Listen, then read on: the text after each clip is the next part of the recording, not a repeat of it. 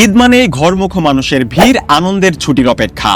কিন্তু এই সময়েই সক্রিয় হয় এক শ্রেণীর চাঁদাবাজ চক্র। বাসে অতিরিক্ত ভাড়া, গরুর হাতে জোর করে টাকা আদায় কিংবা কালোবাজারি, সব মিলিয়ে জনজীবনে নেমে আসে হয়রানি আর আতঙ্ক। এই চক্র ভাঙতেই মাঠে নেমেছিল বাংলাদেশ সেনাবাহিনী।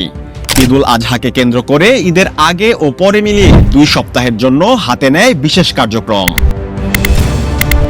30 মে উত্তর কামারপাড়ায় অবৈধ হাট বসানো, গরু বিক্রিতে বাধ্য করা ও চাঁদাবাজির অভিযোগে আটক করা হয় একাধিক ব্যক্তিকে।